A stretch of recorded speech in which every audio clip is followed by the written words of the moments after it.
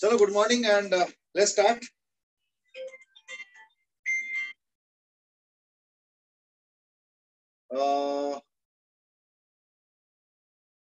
Good morning messages from जय गोयल, धैर्य, आर्यन, अक्षित, कार्तिक, एकता. जय गोयल इज रिटर्न की नाइस वीडियो जो आपने ग्रुप में डाली है.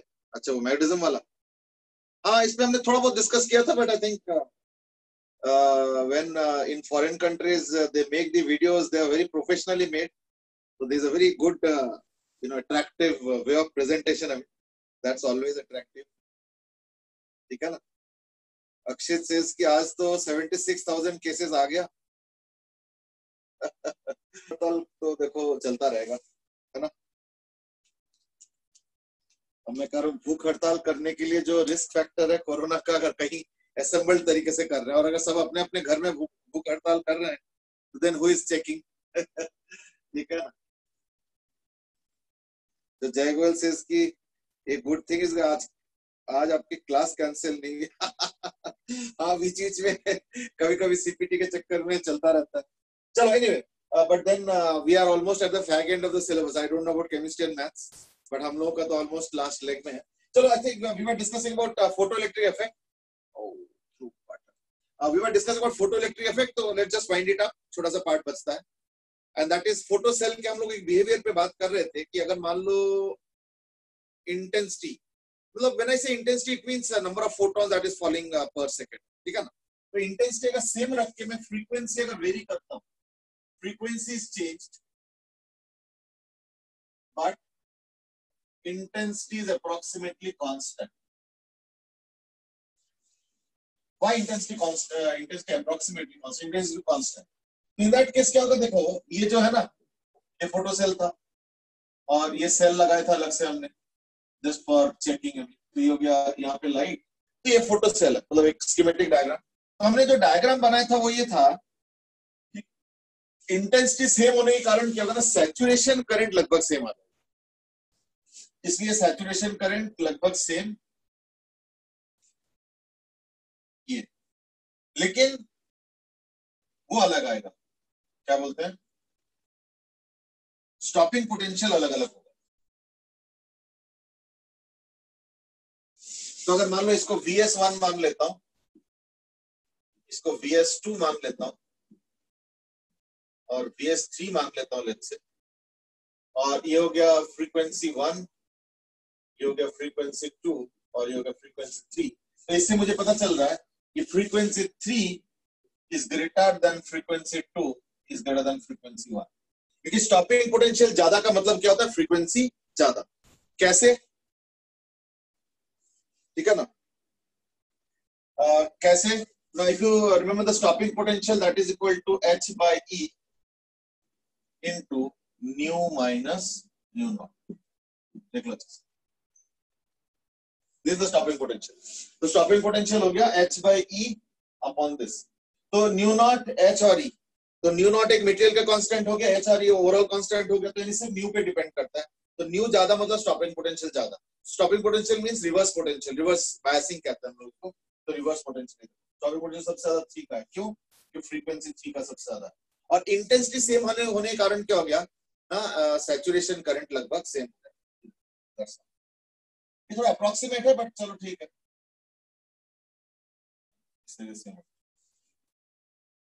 ठीक है, that's the graph. Rohan has asked, is this graph experimental? नहीं समझे नहीं Rohan. You are asking the reverse question actually. What Rohan is asking is that क्या ये experimental graph है, purely mathematical? मैं कर रहा हूँ उसका उल्टा. पहले एक्सपेरिमेंट किया गया, फिर उससे मैथमेटिकली कंक्लूड किया गया.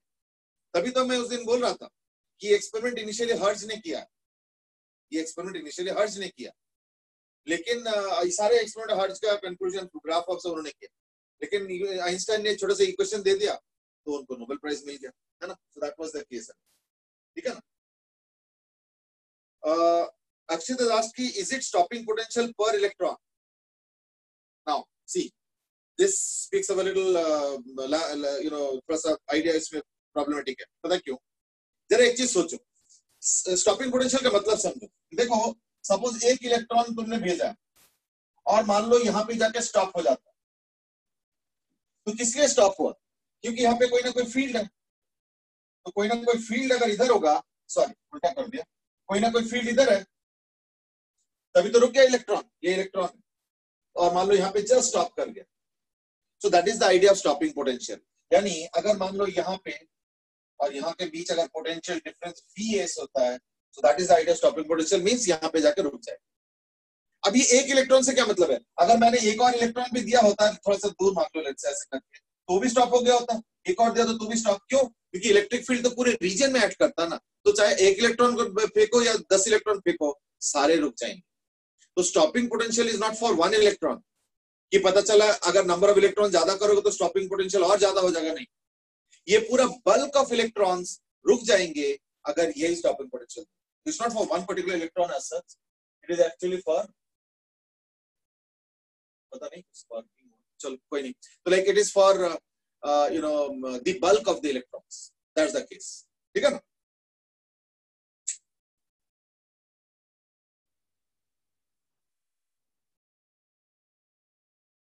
मनन आजाद की फ्रीक्वेंसी नेगेटिव कैसे हो सकता है? नहीं नहीं नहीं, फ्रीक्वेंसी नहीं है ये, स्टॉपिंग पोटेंशियल, ये फ्रीक्वेंसी नहीं है, वी है, ये वी है बेटा। मैं कह रहा हूं कि फ्रीक्वेंसी न्यू वन अगर मैं करता हूं, अगर frequency new one of light होता है तो ये पूरा ग्राफ बनेगा। तो ये मत सोचो कि ये न्यू वन रिप्रेजेंट कर रहा है, नो, न्यू वन ये वाला भी है, ये वाला भी, ये वाला भी, ये वाला भी, ये वाला भी, वाला। वो तो ऐसा है ना कि अगर अलग अलग बैटरी वोल्टेज रखता हूं, ये वाला बैटरी वोल्टेज, ये वाला वी, इसके वेरिएशन के हिसाब से प्लॉटिंग किया जा रहा है। यहाँ पे नेगेटिव वी है, फ्रीक्वेंसी नहीं है, फ्रीक्वेंसी तो पॉजिटिव है, इसलिए फ्रीक्वेंसी नेगेटिव इंटरप्रेट मत करो। ध्रुव सेठ कि ऐसा तो केमिस्ट्री में होता है,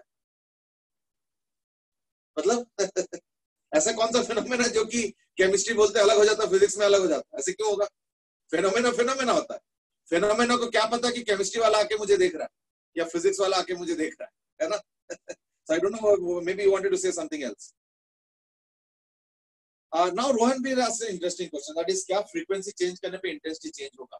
देखो मैं ही कह रहा हूँ कि graph is for a common intensity for different frequencies. ये चीज फ्रीक्वेंसी चेंज करने पे इंटेंसिटी तो चेंज हो सकता है, क्यों?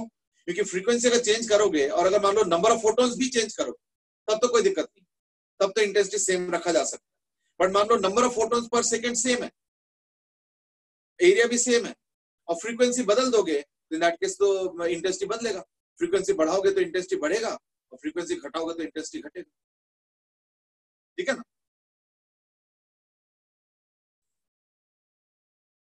ध्रुव हैज आस्क्ड कि पहले एक्सपेरिमेंट बाद में डेरिवेशन। हाँ, वो तो पूरे साइंस में यही होता है, ये कोई फिजिक्स और केमिस्ट्री और बायोलॉजी की बात नहीं है, पूरे साइंस में यही होता है, पहले एक्सपेरिमेंट, फिर उससे कंक्लूजन, फिर दोबारा एक्सपेरिमेंट, क्यों? उसका वेरिफिकेशन भी तो है, तो that completes the entire sequence of science. ये कोई फिजिक्स केमिस्ट्री की बात नहीं, पूरे साइंस का ही है।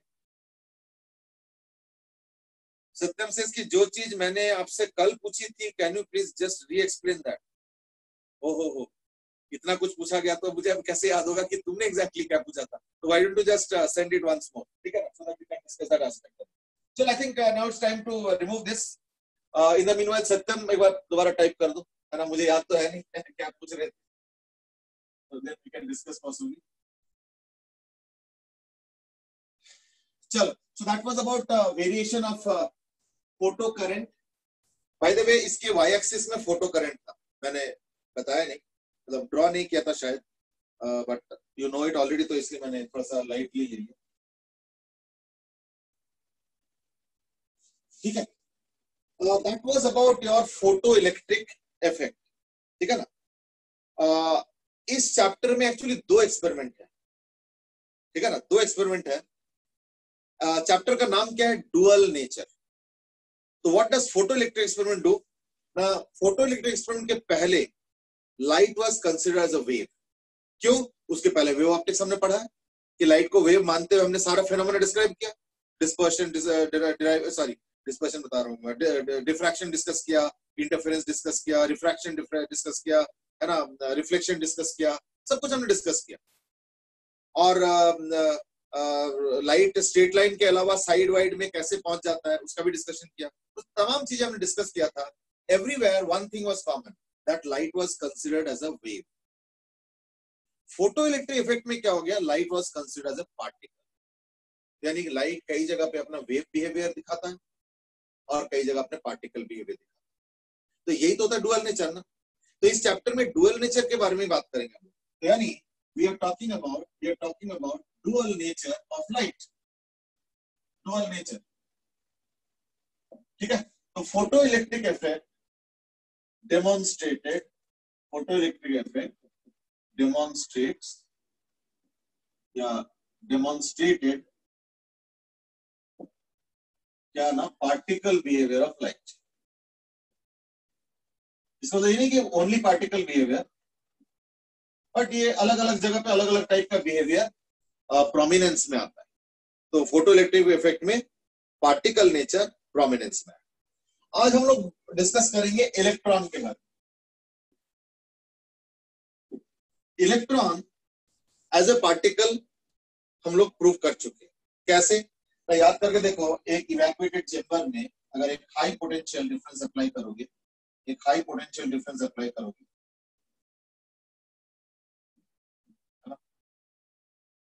इसको हम लोग कहते हैं कैथोड रे ट्यूब एक्सपेरिमेंट।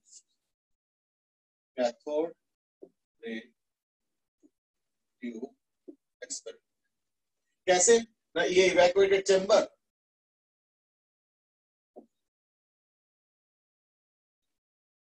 तो जैसे ही पॉजिटिव ये करते हो तो इन दैट केस करंट इधर, तो करंट इधर तो मतलब ये है कि इलेक्ट्रॉन इधर, यानी यहां से क्या होता है, sorry compare battery polarity reverse, ठीक है, मींस हाई वोल्टेज।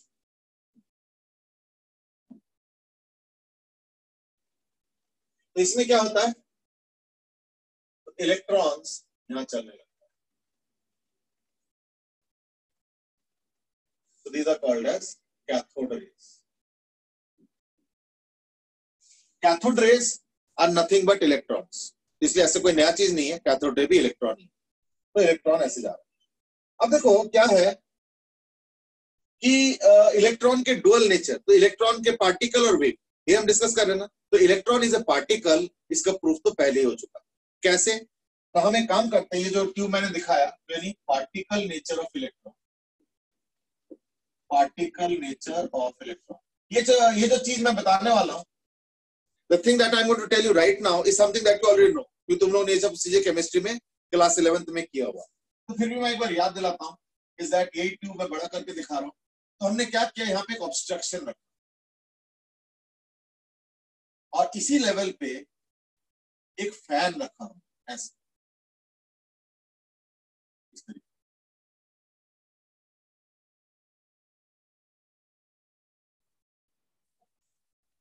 ठीक है, which can rotate around this axis.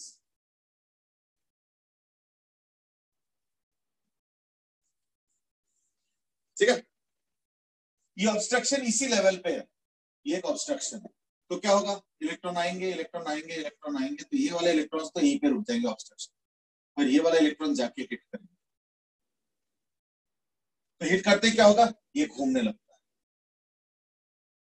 तो इधर रोटेट करता है। तो देयरफॉर ये जो लाइट फैन हम यूज कर रहे हैं, this starts rotating, and in this case because electrons are coming like this, so the direction of rotation is what, ना क्लॉकवाइज।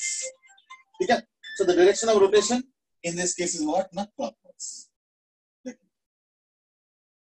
ये क्लॉकवाइज घूमने लगा। अब जैसे ही इसको बंद कर दो, तो जैसे मान लो इसका स्विच ऑफ कर दो, मान लो यहाँ पे अगर एक स्विच रखो, तो जैसे स्विच ऑन करो तो पंखा घूमता है, जैसे स्विच ऑफ करो तो पंखा घूमना बंद हो जाता है। ये इसलिए क्योंकि इलेक्ट्रॉन्स ऑन पे इलेक्ट्रॉन चल रहा है और इलेक्ट्रॉन बंद हो जाता है once the switch is put off. तो that demonstrates what, particle nature of electron. क्योंकि ये घूम रहा है, यानी कोई ना कोई चीज आके हिट कर रहा है, और वो क्या चीज है ना, वो इलेक्ट्रॉन्स है। इलेक्ट्रॉन से ऐसे कैसे पता चला ना, उसको इलेक्ट्रिक और मैग्नेटिक फील्ड दे दो तो देखना इलेक्ट्रॉन बेंड होके एक तरफ शिफ्ट हो जाता है, यानी नेगेटिव चार्ज है, ये पता चल गया। बहुत लाइट होता है, वो तो चलो बाद में पता चला कितना लाइट होता है, मास तो बाद में निकाला गया था, एक्सपेरिमेंट पहले हुआ था। और पार्टिकल नेचर ये पता चल गया। लेकिन हम लोग का चैप्टर है डुअल नेचर। आज हम लोग जानने की कोशिश करेंगे कि इलेक्ट्रॉन का वेव नेचर कैसे पता चला। पार्टिकल नेचर तो ऑब्वियस है, आसान है, ये सब चीजें जो बता रहा हूं मैं, ये कोई नया चीज नहीं, ये सब चीजें जो है तुम लोग क्लास 11th में कर चुके। So today we are going to talk about wave nature of electron. So our discussion is basically on wave nature of electron. Actually देखो, wave nature of electron की जरूरत होने लगा कई जगह. क्यों? क्योंकि अभी हम लोग अगले चैप्टर में पढ़ेंगे एटम के बारे में, तो देखा गया कि एटम का जो डिस्क्रिप्शन है वो कहीं ना कहीं फेल हो रहा है. वो कहीं ना कहीं फेल हो रहा है अगर मैं एटम को प्योरली एक मैटर की तरह ट्रीट करूंगा. वो नहीं हो पा रहा एक्सप्लेन. जो एटम के प्रॉपर्टीज है वो प्योर मैटर या प्योर पार्टिकल बिहेवियर से एक्सप्लेन नहीं हो पा रहा.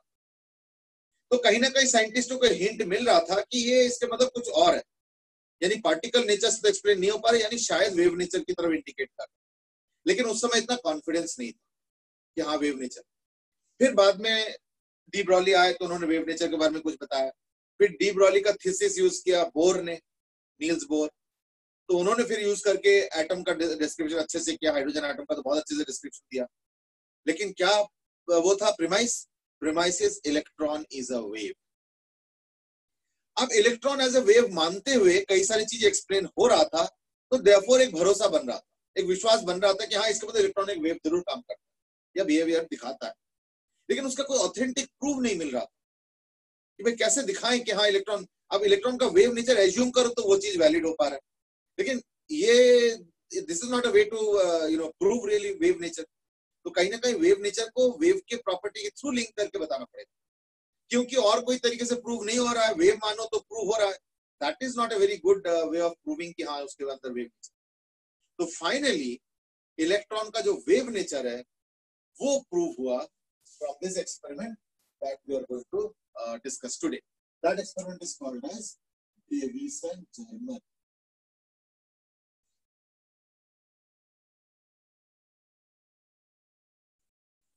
ये टोटली वो है क्या बोलते हैं थ्योरेटिकल पार्ट है, तो इसमें अनफॉर्चुनेटली थोड़ा थ्योरेटिकल डिस्कशन ही होगा. क्या करें. इसमें क्या किया गया,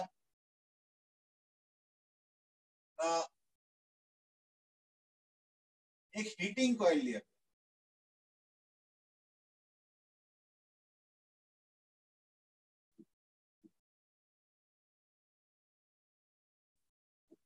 तो ये क्या है, हीटिंग.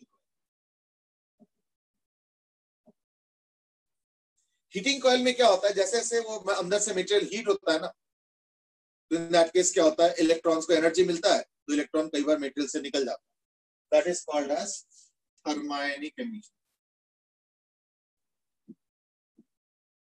थर्मायनिक एमिशन, ठीक है ना.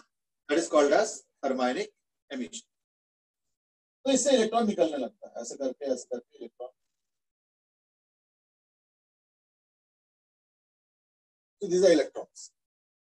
फिर हम क्या करते हैं, एक और बैटरी डालते हैं.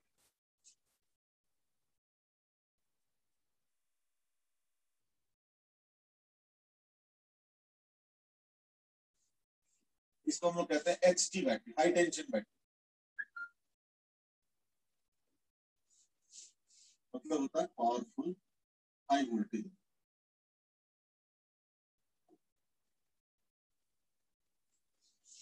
और यहाँ पे एक प्लेट लगा देते हैं so that there are perforation in the plate, तो इलेक्ट्रॉन आराम से जा सकता है. हम लोग क्या करते हैं, यहाँ पे एक हाई इलेक्ट्रिक फील्ड देते हैं इस direction. This is a strong electric field. Strong. अब जरा सोचो, अगर इधर एक स्ट्रॉन्ग इलेक्ट्रिक फील्ड होगा तो यहाँ से जो ये जो है ना, ये इलेक्ट्रॉन्स है, तो इलेक्ट्रॉन को सारे फोर्स इधर मिलेंगे, तो फोर्स इधर हो जाए, फोर्स इधर हो जाए. So there will be a huge acceleration of the electron. तो acceleration करेंगे, acceleration करके वो कोई इधर जाएंगे, कोई ऐसे करके जाएंगे, तो कोई acceleration करके ऐसे से जाएंगे. चलो ठीक. लेकिन मुझे पता क्या करना है, मुझे एक high speed beam of electron, मुझे एक high speed beam of electron को एक टारगेट को हिट कराना है. ये मेरा ऑब्जेक्टिव. तो मैं कैसे करूंगा, मैं उसके लिए पता है मैं क्या करूंगा, उसके लिए मैं क्या करूंगा, अगेन यहाँ पे परफोरेशन बने हुए सो दैट सारे इलेक्ट्रॉन्स निकल सकते हैं इसमें से, है ना. कोई ऐसे कोई ऐसे कोई ऐसे, जो भी है. यहाँ पे हम लोग एक सिलेंडर लेते हैं, solid cylinder with a very small channel through it. पतला से एक चैनल है, सो दैट क्या ना ये सारे इलेक्ट्रॉन्स आके यहीं पे रुक जाएंगे, सब रुक जाएंगे। ये सॉलिड मटेरियल है, very thin you can say channel type जिसमें से इलेक्ट्रॉन्स निकल सकते हैं। तो सिर्फ यही वाले इलेक्ट्रॉन निकलेंगे, यानी सिर्फ यही वाले इलेक्ट्रॉन देखना इस चैनल में से ऐसे करके निकल जाएंगे। So this will be basically, ये जो है ना इसमें से जो निकलेंगे, this will be basically a high speed electron beam.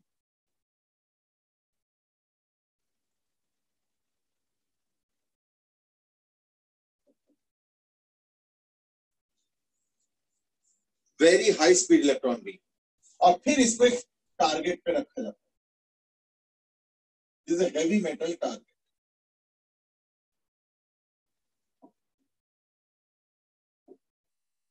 Like nickel, cadmium, etc. ये सब यूज करते हैं जनरली, ठीक है।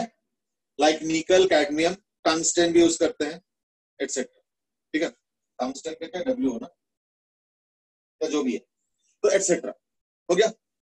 ये हेवी मेटल को जाके इलेक्ट्रॉन्स हिट करते हैं। फाइन, अब ये डिस्कशन में थोड़ा सा यहाँ पे रोक रहा हूं, मैं ले जाना चाहता हूं। फिर ये लो टेंशन बैटरी है, मतलब ये लो वोल्टेज बैटरी, तो ये हीटिंग कॉइल होता है, तो उससे हीटिंग होगा, हीटिंग होते ही क्या होगा, कुछ कुछ इलेक्ट्रॉन्स निकलने लगेंगे। फिर मैं उन इलेक्ट्रॉन्स को एक्सेलरेट करा रहा हूँ इस तरह, तो यहाँ पे स्पीड बहुत बढ़ जाएगा। तो ये परफोरेशन है, प्लेट है बेसिकली परफोरेशन, तो उसमें से कुछ कुछ निकल जाएंगे, लेकिन ज्यादातर ये सिलेंडर पे अटक जाएंगे, यहाँ पे हिट करके रुक जाएंगे। सिर्फ ये जो नैरो बीम ऑफ इलेक्ट्रॉन्स है ना, सीधा निकल जाएंगे। So this is a very high speed electron beam, narrow beam है, narrow beam, वो जाके इस टारगेट को हिट करते हैं, ठीक है। अच्छा, अब ये डिस्कशन दो अलग अलग डायरेक्शन में जाएगा। नंबर वन, हम क्या उम्मीद करते हैं इसमें से हिट करके होगा क्या, है ना। तो to understand that let's do one thing. मैं एक वॉल लेता हूं, सपोज एक वॉल है, ये वॉल है, ये वॉल है, रूम का वॉल है, ये फ्लोर है, ये फ्लोर है, ये वॉल है। मैं एक काम करता हूं, मेरे पास एक मार्बल का कलेक्शन, तो मेरे पास कुछ मार्बल्स के कलेक्शन है, मान लो 20-25 मार्बल्स है मेरे हाथ में, तो मैं उनको लेके ऐसे यूं जमीन पे रोल कर देता हूँ। फेंकता नहीं हूँ, फेंकते तो फिर तो बाउंस भी करेगा, बाउंस नहीं, ऐसी जमीन के लेवल पे ही ऐसे रोल कर देता हूँ। रोल कर दूंगा तो क्या होगा ना, ये सब यहाँ जाएंगे तो इकट्ठे ही ऐसे, लेकिन बस जाना ही इकट्ठे होगा। क्यों? क्योंकि जैसे ही मान लो पहला कोई मार्बल हिट करेंगे तो रिफ्लेक्ट होकर वापस आएंगे, लेकिन जैसे ही रिफ्लेक्ट होकर वापस आना चाहेंगे तब तक पता चलो कोई दूसरा मार्बल हिट कर जाएगा, कोई तीसरा आके कहीं और हिट कर जाएगा, एटसेट्रा। यानी इसके बाद सब chaos हो जाएगा। What am I expecting is that अगर कोई वॉल है और मैं अगर उसपे एक मार्बल का कलेक्शन को रोल करके भेज देता हूं, तो रोल करके जाना तो अच्छे से होगा, क्योंकि मैंने ऐसे करके अच्छे से रोल करके दे दिया, लेकिन रोल करके जब जाने के बाद रिफ्लेक्ट करेंगे तब एक दूसरे के साथ टकरा जाएंगे, तो क्या होगा, रैंडमली इधर उधर चले जाएंगे सब। यानी अब अगर तुम यहाँ पे लेटेस्ट से मैं एक वो बना दूं, एक गड्ढा टाइप का बना दूं और पैकेट्स बना दो यहाँ, तो क्या होगा, कुछ इलेक्ट्रॉन यहाँ पे आ जाएंगे, कुछ इलेक्ट्रॉन तो मार्बल को यहाँ चले जाएंगे, कोई यहाँ चले जाएंगे, कोई चले यहाँ पे जाएंगे, तो कोई यहाँ जाएंगे, इस तरीके से ऐसे। यानी रैंडमली मान लो यहाँ पे पैकेट्स बने हुए हैं, randomly marbles will collect in different packets, या जो भी कहना चाहते हो, I don't know what it is. इसका मतलब समझो, इसका मतलब ये हुआ कि हिट करने के बाद क्या होगा इसके बारे में कोई नॉलेज नहीं, क्यों, एक तो रैंडम इवेंट है। अच्छा, ये एक बार एक्सपेरिमेंट करो, फिर ना इसमें नंबरिंग कर दो 1 2 3 4 करके, और काउंट करो कि पैकेट 1 में क्या आया, कितने मार्बल आए, पैकेट 2 में, 3 में, 4 में। फिर से एक्सपेरिमेंट कंडक्ट करो, फिर से वही गुच्छा मार्बल ले लो और उतना ही स्पीड से वो कर दो, तो देखना फिर से करेंगे, फिर देखना रैंडमली इधर चले जाएंगे। फिर काउंट करो पैकेट 1, पैकेट 2, पैकेट 3 में कितने कितने मार्बल्स आके अल्टीमेटली ये सब छोटे छोटे गड्ढे हैं। यहाँ पे गड्ढे बना दो, ऐसे करके गड्ढे तो बना ही सकते। इन दैट केस क्या होगा ना, इन गड्ढों में क्या होगा, सब इकट्ठे होंगे, है ना। गड्ढे बना दो, मतलब फ्लोर के ऊपर छोटे छोटे गड्ढे बना दो, सो दैट वो गड्ढे में जाके मार्बल्स गिर जाएंगे, तो हम काउंट कर लेंगे बाद। फिर एक्सपेरिमेंट करो, फिर एक्सपेरिमेंट करो, फिर एक्सपेरिमेंट करो, तो देखना कोई सिस्टम कुछ नहीं होगा। कभी किसी में मार्बल ज्यादा मिल जाएंगे, कभी किसी में कम, तो कभी किसी में ज्यादा, तो कभी किसी में कम, तो किसी में मीडियम, तो किसी में चलो मार्बल एक भी नहीं है, ऐसे भी हो सकता है। देखो what I am trying to understand और what I am trying to make you understand is like this, that इस केस में रिफ्लेक्शन के बाद कहां पे क्या जाएगा इसके बारे में हम कोई प्रेडिक्शन नहीं कर सकते। It's all a random event. क्यों? क्योंकि आके हिट करता है, फिर एक दूसरे के साथ टकरा जाता है, एक दूसरे से टकराते कोई सिस्टम थोड़ी है, तो कुछ भी हो सकता है। Okay, this is what would happen if a set of marbles hit a wall and come back, reflect. Can I expect the same thing with electrons also? ये भी एक कलेक्शन ऑफ इलेक्ट्रॉन्स है और टारगेट है, तो electron जाके target को hit करेंगे, तो पहला इलेक्ट्रॉन टारगेट को हिट करके वापस आएंगे, इतने देर में और भी आ जाएंगे, तो सब आपने, यानी सिमिलर इवेंट होना चाहिए यहाँ पे ऐसे, यानी इलेक्ट्रॉन्स का डिस्ट्रीब्यूशन रैंडमली होना चाहिए, इलेक्ट्रॉन्स का डिस्ट्रीब्यूशन रैंडमली होना चाहिए। लेकिन इंटरेस्टिंगली पता क्या हुआ, साइंटिस्टों ने क्या किया, यहाँ पे इलेक्ट्रॉन डिटेक्टर को दौड़ाया, this called as electron detector. उसको इस एंड से लेके इस एंड तक ले गए, और जब ऐसे किया तो बड़े इंटरेस्टिंग कंसीक्वेंस आया। क्या कंसीक्वेंस आया? देखा गया कि इलेक्ट्रॉन डेंसिटी किसी जगह पे बहुत हाई है, फिर लो है, फिर किसी जगह हाई है, फिर किसी जगह लो है, फिर किसी जगह हाई है, फिर लो है, फिर किसी जगह हाई है, फिर लो है, फिर किसी जगह हाई है। वैसे हाँ ठीक है, हो रहा होगा, उसमें क्या दिक्कत? दिक्कत पता है कहां पे है? दिक्कत ये है कि एक काम करो, अब इसका स्विच बंद करो, तो इलेक्ट्रॉन का सप्लाई बंद हो गया, है ना। फिर से स्विच ऑन करो इसका, फिर से इलेक्ट्रॉन का सप्लाई होगा, फिर इलेक्ट्रॉन आके हिट करेंगे, और जब इलेक्ट्रॉन डिटेक्टर को यहां से यहां दौड़ाओगे ना, तो देखा गया कि ठीक उसी जगह पे दोबारा पीक ऑफ इलेक्ट्रॉन, यानी ज्यादा इलेक्ट्रॉन मिल रहा है, फिर कम, फिर ज्यादा, फिर कम, फिर ज्यादा, फिर कम, यानी रैंडम नहीं है। तुम 25 बार एक्सपेरिमेंट को करो तो देखना low density of electron, high density, low density, high density, low density, high density, low density, high density, ये मिला। एक्सपेरिमेंट को कितना बार भी रेप्लिकेट कर लो। हाँ, अगर वोल्टेज बदल दोगे इसका, तो फिर ये पैटर्न थोड़ा सा चेंज होता है, मींस पता चला हाई और लो के बीच का स्पेस बढ़ गया या घट गया, जो भी है, लेकिन पैटर्न हमेशा मिलेगा, हाई फिर लो डेंसिटी, फिर हाई डेंसिटी, फिर लो डेंसिटी, फिर हाई डेंसिटी, फिर लो डेंसिटी। अब ये पैटर्न क्यों आ रहा है भाई? अगर मार्बल जैसे हो जो कि रैंडमली हिट करके इधर उधर हो जाए सब जगह ऐसे ही, तब तो एक रैंडम पैटर्न होना चाहिए, बट ऐसे नहीं मिल रहा। एक पर्टिकुलर वोल्टेज पे अगर मान लो तुम एक्सपेरिमेंट को 25 बार करोगे, तो वहीं पे हाई डेंसिटी मिलेगा और फिर लो और फिर हाईएस्ट, यानी there is something which is making it fall into a pattern. Let's understand the pattern. This pattern was visible in case of electron. अभी पैटर्न क्यों आ रहा है वो देखते हैं, ठीक है ना। तो उसके पहले मैं थोड़ा सा अब जानना चाहूंगा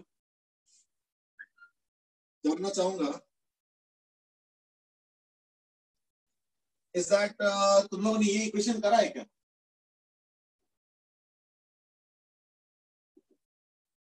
Have you done this equation, Bragg's equation? अच्छा, तो सॉलिड स्टेट में क्रिस्टलोग्राफी हो गया?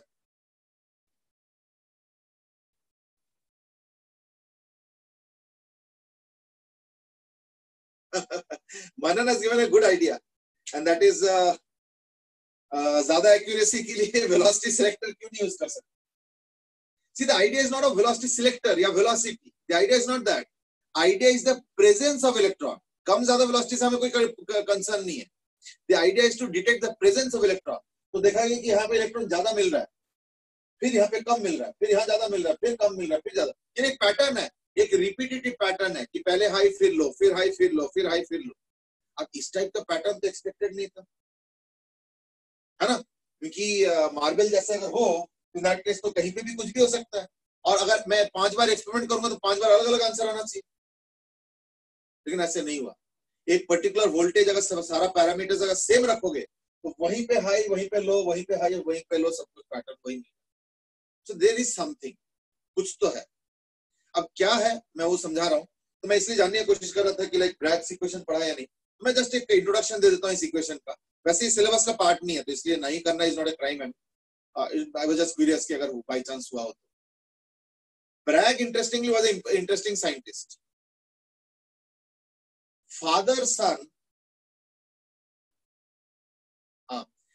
सन का नोबेल प्राइज जीतना सिर्फ एक ही फैमिली से हुआ है, दैट इज ब्रैग फैमिली।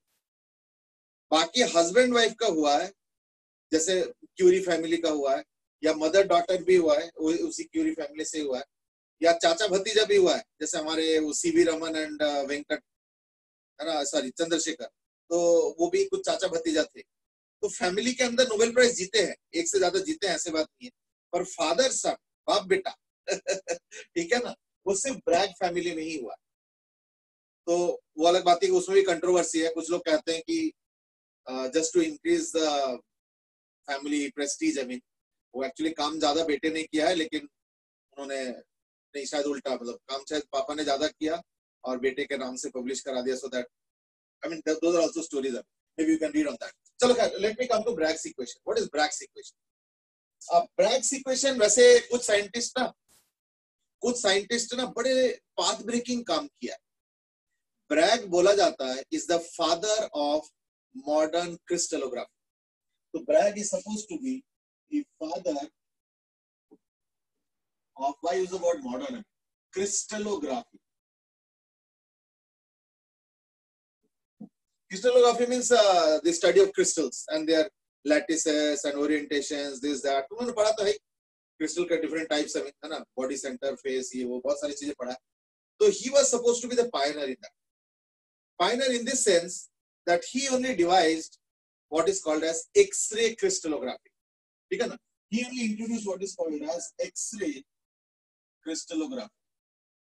क्योंकि देखो पता प्रॉब्लम क्या है, थोड़ा प्रैक्टिकली सोचो कि एक क्रिस्टल के अंदर एटम्स किस तरीके से कैसे अरेंज्ड है, ये कैसे पता चलेगा, है ना। तो वो पता करने में इनका बहुत रोल रहा, due to which several bonding के इश्यूज जो है बाद में जो सॉर्ट आउट हुआ था। तो he was like forefather in that. तो he did not study bonding as such, but I am just saying कि लाइक वो एटम के लैटिस और ये वो देख के तब ना बॉन्डिंग के ऊपर बाद में और डिटेल रिकंसाइल किया गया। तो he was the father of it, like extra crystallography. अब इन्होंने क्या किया था, सपोज मैं काम करता हूं, ये एक लेयर ऑफ एटम्स और ये एक और लेयर ऑफ एटम, ठीक है, इस तरीके से। अब मैं काम करता हूं, यहां से एक्सरे आया, इसको हिट किया और यहां चला, फिर एक और लेयर में भी एक्सरे आया,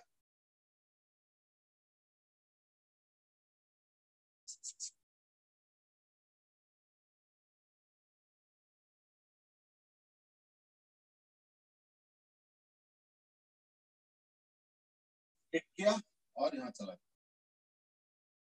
जो भी। अब देखो ये जो दो रेज आया, अगर मान लो क्रिस्टल लेयर के बीच का गैप अगर डी होता है और अगर मान लो ये थीटा होता है, इन दैट केस यहां से एक परपेंडिकुलर ड्रॉप करो और यहां से एक परपेंडिकुलर ड्रॉप करो, ये तो हो गया डी। अगर ये थीटा होगा तो ऑब्वियसली फिर ये भी थीटा होगा, ये भी थीटा होगा, है ना, ये चीज। तो अगर मैं इसको बड़ा करके देखता हूं, इन दैट केस क्या होगा,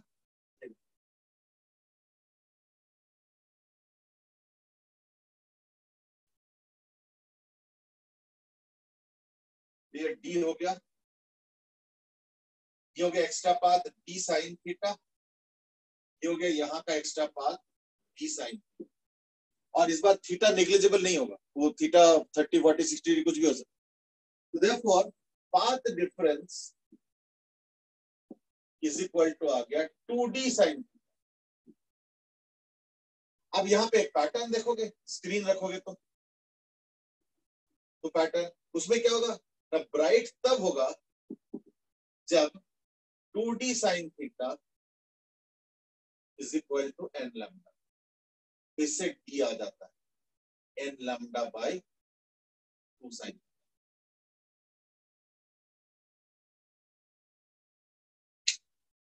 ठीक है ना। So this is what is called as Bragg's equation. ये होता है ब्रैग्स इक्वेशन। और अगर मान लो ये हो गया ब्राइट के लिए, ये हो गया bright,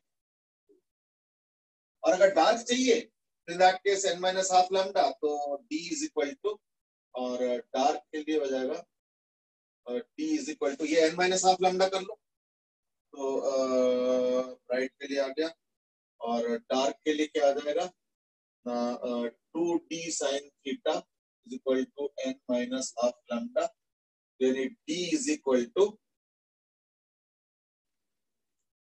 n minus half lambda by 2 sin। ठीक है, तो ध्यान से देखो, इसका मतलब क्या हुआ, इसका मतलब क्या हुआ कि इससे जो है गैप या distance between two crystal layers वो पता चल जाता है फ्रॉम द एक्सपेरिमेंट। हम इसको थोड़ा रिवर्स कर रहे हैं, देखो ये तो डी फिक्स होता है, तो कोई ये तो डी नहीं पता तो निकालने के लिए फॉर्मूला है, हम तो कहते हैं डी कुछ ना कुछ होगा, तो उससे क्या होगा ना, ये डी अगर कुछ ना कुछ होगा तो थीटा के ऊपर डिपेंड करेगा, फिर अलग अलग थीटा पे डार्क होगा या तो ब्राइट होगा, है ना। तो therefore my conclusion is different, my conclusion will be that as d is fixed, hence pattern is dark or bright depending on theta। तो अलग अलग एंगल पे कहीं पे ब्राइट होगा, कहीं डार्क होगा, कहीं ब्राइट होगा, कहीं डार्क होगा, और ये पैटर्न में होगा, वही चीज होगा। स्क्रीन में काम कर रही, जो एक्सरे आ रहा है, एक्सरे का एंगल बदलो, ऐसे कर दो, कभी ऐसे कर दो, तो जैसे जैसे इससे एंगल ऐसे ऐसे ऐसे ऐसे ऐसे ऐसे करोगे ना, तो देखना ये जो स्क्रीन होगा उसमें डार्क ब्राइट ऑल्टरनेट करता है। तो यहाँ पे तो समझ लो कि वही सारे थीटा हो गए, देखो ये थीटा अलग है, इसका थीटा अलग है, इसका थीटा अलग है, इसका थीटा अलग है, इसका थीटा अलग है, तो ये मान लो हो गए ब्राइट वाले, तो ब्राइट वाले ये आ गया, और इसके बीच में क्या होगा ना कहीं डार्क वाले भी आएंगे, है ना। बट ट्राई टू अंडरस्टैंड, यहाँ पे हम लोग किस चीज के बारे में बात कर रहे हैं, एक्सरे, देखो मिटा दिया मैंने, this is nothing but X-ray, that's an electronic wave. यहाँ पे वही फेनोमेना जो एक्सरे दिखा रहा है, यहाँ पे इलेक्ट्रॉन भी वही फेनोमेना दिखा रहा है, तो what do conclude then, particle से तो नहीं हो पाएगा, पार्टिकल तो मार्बल अगर होगा तो रैंडम होना चाहिए, ठीक है ना। तो had it been a particle, यानी इससे ये मिल रहा है मैथमेटिक्स कि had it been a particle, had electrons been particles here, या shown particle behavior,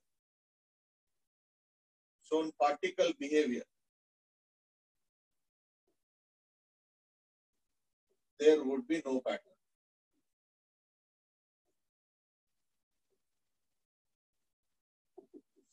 but it is showing a pattern, और हो क्या रहा है, यहाँ पे हो रहा है डिफ्रैक्शन, यानी यहाँ पे क्या हो रहा है फाइनली, तो यहाँ पे हो रहा है diffraction. But mind you, diffraction is shown by waves, diffraction is shown only by waves, यानी यहाँ पे इलेक्ट्रॉन क्या कर रहा है, डिफ्रैक्शन यानी वेव प्रॉपर्टी दिखा रहा है, ये हो रहा है। So therefore in this case electrons are showing क्या, diffraction, and that is a wave।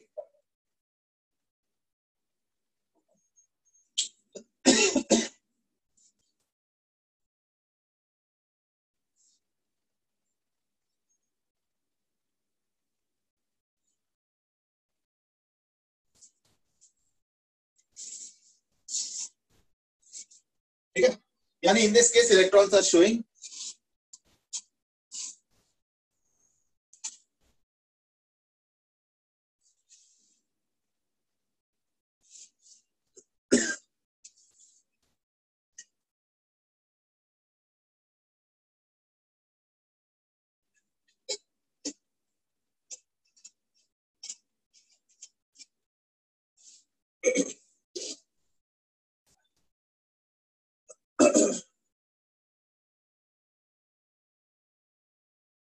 Satyam has given another example, and that is Bohr family। हाँ, बोर फैमिली भी शायद फादर सन है। नील्स बोर को तो मिला ही था। आई डोंट नो उनके फादर को भी मिला था या नहीं, आई डोंट नो, तो चेक कर लेना। चलो ठीक है।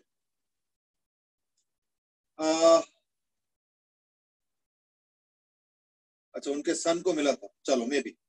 अच्छा, in the meanwhile let me read Satyam's question जो कि कल बताया था, इट सीम्स।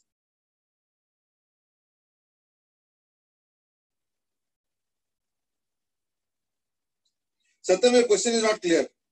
ये इलेक्ट्रॉन की भी पार्टिकल नेचर को सपोर्ट नहीं करता, एज अगर वेव होता इलेक्ट्रॉन तो एक से ज्यादा वेव्स एक साथ ले लेता। मुझे मीनिंग समझ में नहीं आया। अक्षित दास की वहां पे डी साइन थीटा का जगह डी टैन थीटा नहीं होगा?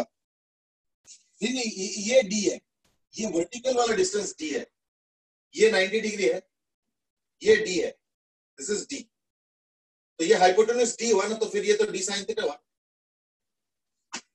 और इस केस में कोई अप्रोक्सीमेशन नहीं चलेगा, क्योंकि यहाँ पे ना theta is not like 2 degree 3 degree, it can be 30 degree, it can be 45 degree, no issues, वो कोई दिक्कत नहीं। तो देयरफॉर वो अप्रोक्सीमेट जनरली क्या होता है, हम लोग कर लेते हैं D sign theta is approximately D tan theta, हम लोग अक्सर करते हैं, but not in this case. ठीक है। और रोहन भाई सेज कि आपने एक टनल बनाया यहाँ पे, अगर 2 बना देते तो let's not make things complicated, already एक से कितना कॉम्प्लेक्स हो गया देखो। अगर 2 बनाओगे तो ये 2 जगह हिट करेंगे, है ना, फिर इसके भी अलग सा पैटर्न बनेगा, फिर वो मैच कराएंगे कि एलसीएम वगैरह, याद है ना, कि दोनों का ब्राइट दोनों का डार्क, है ना, वो सब चीजें। Let's not make it so complex.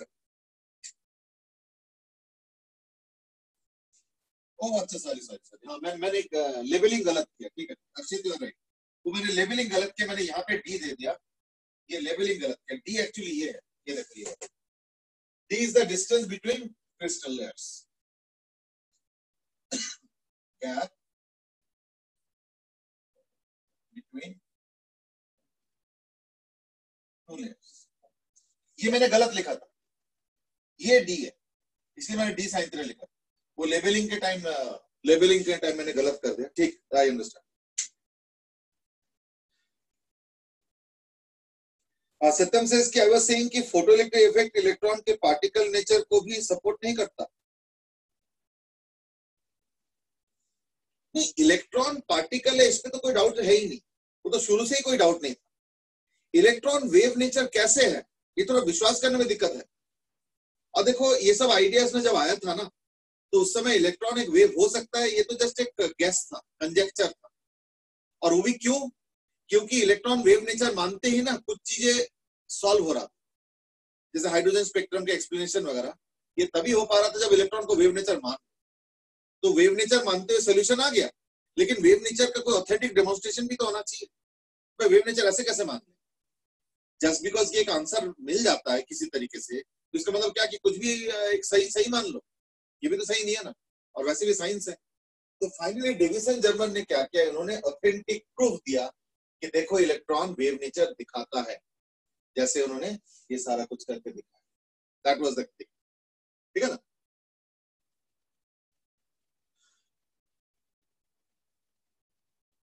हाँ, वेरल ने भी यही चीज पॉइंट आउट की कि मैंने डी गलत मार्क कर दिया। हाँ ठीक, आई एक्सेप्ट, वो गलती हुआ था, अब तो ठीक कर दिया ना, ठीक है ना।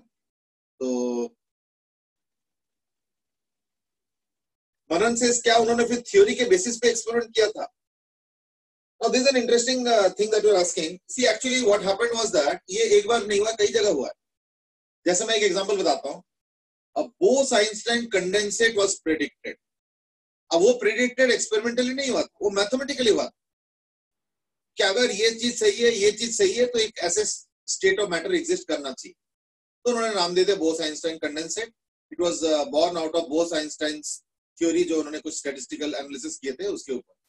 There was a lot of statistical analysis, I mean. तो बोस-आइंस्टाइन कंडेंसेट, तो उन्होंने नाम दे दिया। लेकिन उन्होंने देखा ही नहीं है, मतलब देखा क्या, उन्होंने कोई प्रूव ही नहीं किया था कि ऐसे कुछ एग्जिस्ट भी करता। और उनके हिसाब से ये एग्जिस्ट करना चाहिए। क्यों? क्योंकि ये सब चीजें सही है, तो देयरफॉर ये भी सही होना चाहिए। और वो नाइदर बोस की जिंदगी में वो आया था, और ना ही आइंस्टाइन के लाइफ टाइम में वो प्रूव हुआ था। वो प्रूव तो अभी रिसेंटली कुछ 15-20 साल पहले हुआ, आई थिंक 20-25 साल पहले हुआ. तो Bose Einstein condensate was proved in practice laboratory almost 40-45 years after Newton's death, Einstein's death. तो ये तो हुआ है कई बार साइंस में कि कोई चीज उन्होंने पहले से बोल दिया कि ऐसे होना चाहिए और फिर बाद में उसका उन्होंने प्रूव किया. ठीक है ना. तो ये तो पार्टली हुआ है, ऐसे नहीं है. एनीवे देखो, ये कोई कंपटीशन के पर्सपेक्टिव से इंपॉर्टेंट तो है नहीं, क्यों, इस पे कोई क्वेश्चन नहीं आने वाला. लेकिन हाँ, सीबीएसई पॉइंट ऑफ व्यू से, क्योंकि इस चैप्टर का 3 नंबर का वेटेज है और अभी नया उसमें पता नहीं कहीं 4 ना हो गया हो, क्योंकि कुछ चैप्टर्स डिलीट हुआ है, तो उसका भरपाई करने के लिए कहीं एक आध नंबर बढ़ ना गया हो. आई डोंट नो, वो चेक करना पड़ेगा, you can check that also. तो वैसे इस चैप्टर का 3 नंबर का वेटेज है as far as CBSE is concern. उसमें ये एक्सपेरिमेंट अगर आ जाए तो ये अकेले 3 नंबर ले लेगा. क्यों? उसके डायग्राम पे 1 नंबर होता है, इसके पूरे वर्किंग को एक्सप्लेन करना होता है, उस पे 1 नंबर होता है, और भी चीजें कई बार इधर उधर की चीजें पूछ लेते हैं, है ना. तो वो चीज है. ठीक है ना. चलो, I think let's move on. This is not so much useful anymore. बस ये मैंने बता दिया कि ये चैप्टर डिवोटेड टू 2 थिंग्स है. एक लाइट, जिसको जाना जाता था एज अ वेव, उसके पार्टिकल बिहेवियर का डिस्कशन, और दूसरा इलेक्ट्रॉन, जिसको जाना जाता है एज ए पार्टिकल, उसके वेव नेचर का डिस्कशन. तो दोनों के जो थोड़ा सा ऑड सा प्रॉपर्टी है, जो कि थोड़ा सा कम विश्वास हो पाता है, उसके बारे में एग्जिस्टेंस का प्रूफ एंड ऑल. तो ये 2 एक्सपेरिमेंट है, photo electric which proves the particle nature of light, and Davison-Germer experiment which proves the wave nature of electrons. ये 2 चीजें. अब हम आगे बढ़ेंगे. आज हम लोग पढ़ेंगे force due to light, या even pressure.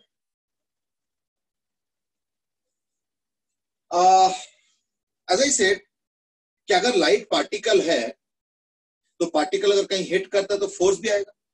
इट्स नॉर्मल है, कोलिजन फोर्स आना चाहिए. इसके बारे में साइंटिस्टों ने एक्सपेरिमेंट भी किया. अब क्या एक्सपेरिमेंट किया मैं बताता हूं. देखो, उन्होंने क्या किया, एक सिलेंडर लिया,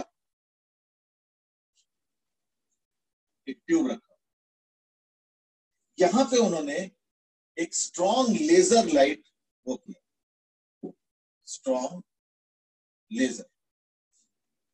ठीक है, laser light, very strong laser light ऐसे किया, और यहां पे उन्होंने एक छोटा सा वेरी स्मॉल क्वार्ट्ज का मिरर रखा. This is quartz is material है, very light material. Quartz by the way has a property that it can reflect light, जैसे मिरर होता है. तो देखा गया कि जैसे लाइट को ऑन करो तो ये ऐसे हो, but very small angles, very small. यानी ऐसे एक प्लेट टाइप का मान लो, तो प्लेट ऐसे हैंग कर रहा है, ऐसे करके जैसे लाइट ऑन करो तो पता चला ऐसे हो गया, लाइट ऑफ कर दो तो लाइट प्लेट दोबारा ऐसे, लाइट ऑन करते देखना ऐसे करके, फिर लाइट ऑफ कर दो तो ऐसे वापस. तो इसे ये पता चल गया कि लाइट जाके हिट कर रहा है और लाइट फोर्स भी दे रहा है, कि तभी तो एंगल पे राइज किया. अब एंगल क्यों? अगर लाइट का कोई फोर्स ही नहीं होता तो इन दैट केस क्या होता, मिरर की तरह रिफ्लेक्ट करके वापस आ जाता लाइट. पर ऐसे नहीं हुआ, देखा गया कि लाइट ने फोर्स दिया. पर देन यू माइट से इसके बारे में अभी आज तक हमने डिस्कस क्यों नहीं किया, है ना. फोर्स के बारे में तो डिस्कस किया, तो हमें लाइट का फोर्स क्यों नहीं डिस्कस किया? For obvious reasons, that this force is too small. In fact जो एक्सपेरिमेंट किया गया था ना, उसमें ये quartz mirror was very light, 10⁻⁻6 या 7 ऐसे कुछ ग्राम्स का वजन होगा, बहुत ही कम, बहुत ही कम. Thread was also very small, very thin quartz thread. तो बहुत ही, ये पूरा सेटअप जो है, ये वाला thread plus mirror was very very very light. Number 2, this was a very strong laser. तब जाके 1/2 डिग्री जो है ये मिरर वो एंगल घूम गया. इतना कुछ करने के बाद, तो naturally you can understand that the force due to light is very very small, but it is non-zero. ये भी है. So there was nothing to be really taken seriously as far as we are concerned. but ऐसे नहीं है कि सामने कोई बंदा आ रहा है और मैंने यहाँ पे एक टॉर्च ऑन कर दिया तो पता चला वो बंदा गिर गया, ये नहीं होने वाला. ठीक है ना. बट कितना? So what our topic is about pressure and force due to light. तो देखते हैं कैसे निकालेंगे ना। मैं एक काम करता हूं, सपोज एक लाइट बीम जा रहा है, एक लाइट बीम जा रहा है और मान लो इसका intensity I not, so this is the intensity of light. Intensity of light का मतलब क्या हुआ कि एक सेकेंड में सी डिस्टेंस कवर करता लाइट, और एक सेकेंड में इसके अंदर जितने भी फोटॉन्स हैं वो जाके पार करता है ये डिस्टेंस। कितने फोटॉन्स? ये सारे फोटॉन्स हैं। कितने? तो अगर मान लो इसका एरिया क्रॉस सेक्शन ए है तो इसका वॉल्यूम क्या होगा? C into A is the volume, और इसके अंदर जितना इंटेंसिटी है, तो इंटेंसिटी क्या है? Energy per unit area per second, है ना? तो कितना एनर्जी गया ना? I naught is the unit area per second, तो कितना टोटल एनर्जी गया? टोटल एनर्जी जो गया वो है आई नॉट इंटू ए पर सेकंड। ठीक है, लेट अस से these photons have a frequency of nu, तो देखो एनर्जी ऑफ ईच फोटोन क्या होता है? Energy of each photon h nu, है ना? Total energy per second. so therefore ये हो गया volume. therefore number of photons per second क्या हो जाएगा? I naught A by H nu. बस इसका जरूरत नहीं, बट बस ऐसे रख दे मैंने, I naught A by H nu is the number of photons per second. Let us say if p is the momentum of each photon, तो क्या हो जाएगा? then momentum per second क्या होगा ना? Number of photons into p, तो is equal to हो जाएगा I naught A P by H. ठीक है, तो अभी बताओ, अगर मान लो यहां पे कोई मटेरियल है, मान लो जो कि सपोज लाइट को एब्जॉर्ब करता है, सपोज, यानी ये मटेरियल सिर्फ लाइट को एब्जॉर्ब ही नहीं कर रहा, लाइट के मोमेंटम को भी एब्जॉर्ब कर रहा है। तो यानी पर सेकेंड लाइट का जो मोमेंटम है वही एब्जॉर्ब कर रहा है, यानी यही फोर्स एक्सपीरियंस करेगा। तो therefore force is equal to what? This only हो जाएगा I naught A P by H nu. तो प्रेशर क्या होगा? Force by area. तो फोर्स बाय एरिया में क्या होगा? I naught P by H nu. बस अब एक टास्क रह गया, और वो है to find out the momentum of one photon. ठीक है, चलो उसके लिए मैं पता क्या अपना रहा हूं, is that we know that the energy of photon is h nu, but we also know that the energy of a photon corresponds to its mass. कैसे? We know from Einstein's equation mc. So therefore mc is equal to क्या आएगा? h nu by c, and mc is what? Mass into velocity. So therefore momentum of photon is equal to p is equal to h nu by c. बस force आ गया फिर। therefore force is equal to क्या? I naught a by h nu, है ना? I naught a by h nu into p, p क्या? h nu by c, तो h nu by c, यानी I naught a by c। and pressure due to light क्या होगा? I naught p by h nu, तो pressure का force by area, यानी क्या होगा ना? आई नॉट बाय,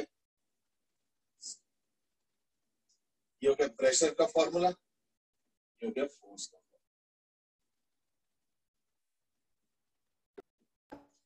तो therefore if there is a beam of light of area of cross section A and intensity I naught, then the force with which it hits the surface, it is absorbing. ठीक है ना? It absorbs the light. In that case क्या होगा? I naught by C और ये हो जाएगा I naught A by C. But you know what? जो हमने अभी थोड़ी देर पहले एक्सपेरिमेंट बताया था उसमें वो ये नहीं आएगा, उसमें डबल हो जाएगा. क्यों? क्योंकि मिरर था, तो मिरर मतलब ऐसे करके आके रिफ्लेक्ट भी किया, तो change of momentum is not just P, change of momentum is 2P. क्यों? P माइनस माइनस P, तो 2P का चेंज ऑफ मोमेंटम है. तो देयरफॉर अगर मान लो रिफ्लेक्टिंग सरफेस है, ये एब्जॉर्ब कर गया, तो एब्जॉर्ब वाले के लिए ये फॉर्मूला, ये वाला. ठीक है? तो मैं बस एक लास्ट स्टेटमेंट कर दूंगा that in reflecting surfaces, in case of reflecting surfaces क्या हो जाएगा? F इज इक्वल टू हो जाएगा 2 I naught A by C और प्रेशर हो जाएगा 2 I naught by C. ठीक है? और एक लास्ट इसी से कंटिन्यूटी में आता है, एंड दैट इज कई बार कुछ सरफेसेस ऐसे होते हैं जिसका मान लो एरिया ए है और R is the reflection coefficient. ठीक है? तो मान लो जो इंटेंसिटी है वो है आई नॉट और इसका एरिया ए है, और मान लो R is reflection coefficient is suppose equal to 3/4. ठीक है? तो find force on the plate. कितना होगा बताओ जरा, फटाफट इस पे सॉल्व करो.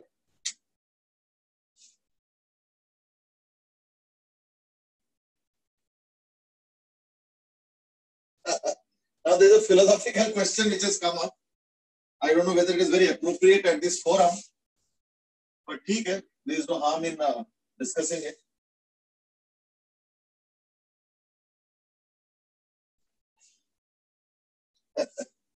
And that has been raised by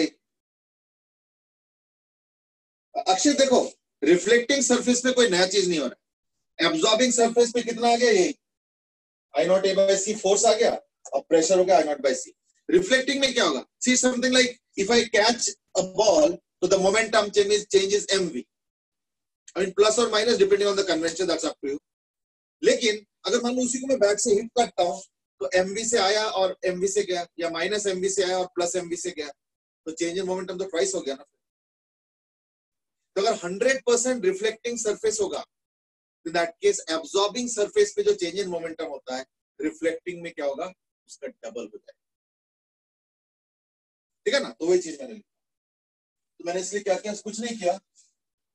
हाँ, ये I naught A by C को डबल कर दिया और I naught by C को भी डबल कर दिया. अब मैंने पूछा रिफ्लेक्शन कोफिशिएंट दिया हुआ 3/4, तो कितना होगा? That's the question. कार्तिक ने आंसर दे दिया 7/4 हो जाएगा I naught A by C. हाँ, तो जो मैं फिलोसॉफिकल वाला पार्ट बोल रहा था is that Shivam has raised a philosophical question, and that is isn't it so fascinating that everything around us is governed by laws that do not overlap and just fit together with each other perfectly? But more interesting part is that how come these rules came into place and who made these rules?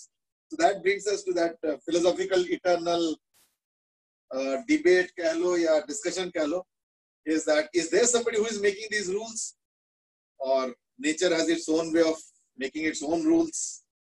Well, these are best addressed by philosophy, can never be answered concretely. If you ask my opinion, then there is no one who is making these rules. It's just that there are certain rules which nature has, and we are just studying them.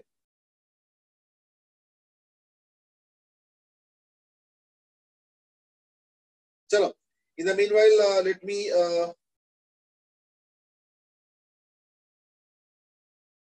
let me just quickly take the attendance.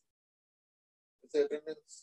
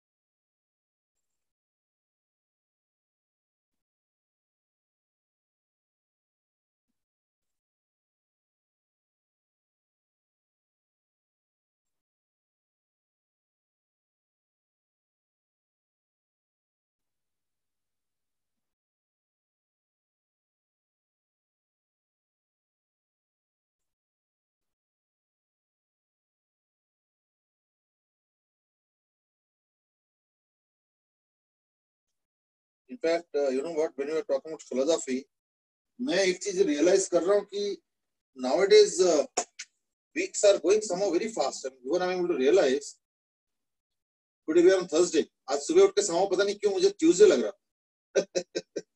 अब मैं suddenly realize कि आज Thursday है, यानी फिर से एक और वीकेंड आ गया. I mean, I was just thinking कि एक वीकेंड अभी हुआ नहीं तो दूसरा वीकेंड एकदम से प्लंज कर गया लगता है. अक्षित दास की E is equal to MC square पहले आ गया था क्या? नहीं, E is equal to MC square पहले नहीं आया था, ठीक है ना. और एक चीज ध्यान रखना, एक्सपेरिमेंट कई सारे 1980-90 पे हुआ था जिसका एक्सप्लेनेशन जाके 2000, 20, 30, 40 पे हुआ. जैसे रदरफोर्ड एक्सपेरिमेंट से एटम में डिस्कस करेंगे, न्यूक्लियस के एग्जिस्टेंस के बारे में पता चला I think 1980s 80s, sorry 1880s में, सॉरी मैं तो ईयर ही गलत कर दिया. 1880s में पता चल गया था या 90s में पता चल गया था न्यूक्लियस के एग्जिस्टेंस के बारे में. लेकिन न्यूक्लियस के अंदर न्यूट्रॉन का एग्जिस्टेंस के बारे में पता चला, मतलब डेफिनेट प्रूफ, कंजेक्चर अलग चीज है. दैट वाज इन 1935 और 34 आई थिंक. तो कई सारे में गैप रहा है. तो जिस समय ये लेजर लाइट वाला डिस्कशन हुआ था या डिस्कवरी हुआ था, उस समय E is equal to MC square का वो नहीं था, like those things. I mean इनमें सब में टाइम गैप रहा है. तो ये सब चीजें ना बाद में रिकंसाइल हुआ, और आज हम लोग सब रिकंसाइल्ड के बाद के स्टेटस में पढ़ रहे हैं. चलो anyway, let's quickly do the question. अभी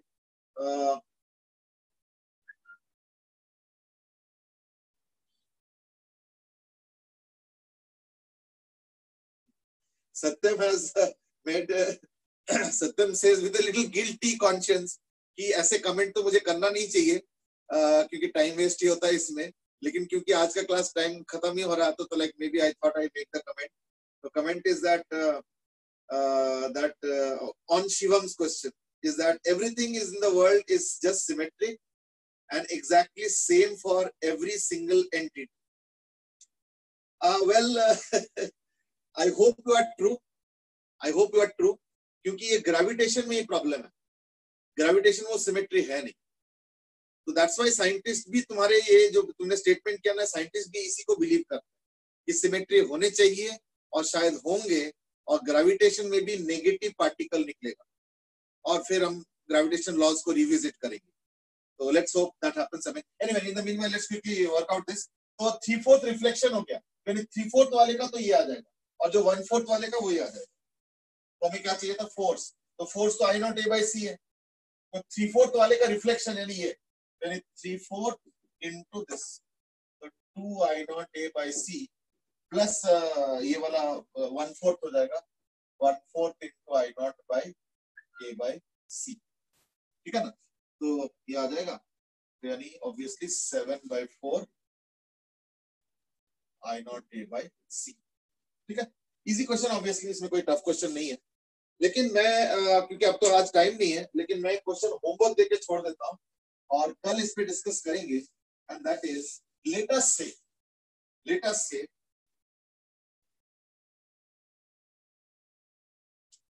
से हमने एक सिलेंडर लिया, ठीक है, और उसका रेडियस R है, और यहाँ पे I0 इंटेंसिटी का लाइट आ रहा है. तो to find out the force on the cylinder in two cases. One is when the light gets absorbed and the other is when the light gets reflected. तो अगर ये सिलेंडर लाइट को पूरा absorb कर लेता तो कितना फोर्स एक्सपीरियंस करेंगे, और अगर ये 100% रिफ्लेक्ट करता है तो कितना एक्सपीरियंस करेंगे. तो ये जो है होमवर्क है, सो फूड फॉर थॉट. तो maybe tomorrow we will discuss this question. हमें ये तो इजी था, ये जो हमने किया तो बहुत इजी है. तो देखा ही होगा कि जिन्होंने भी आंसर दिया सब सही दिया. 7/4 I0 A/c, ये वाला आंसर, ये तो आसान है. अब इसका करो सिलेंडर लेके. तो अगर सिलेंडर अब्सॉर्बिंग है तो क्या होगा, और अगर सिलेंडर रिफ्लेक्टिंग है तो क्या होगा, ठीक है ना. चलो, I think that's what we will have discussion as far as today is concerned.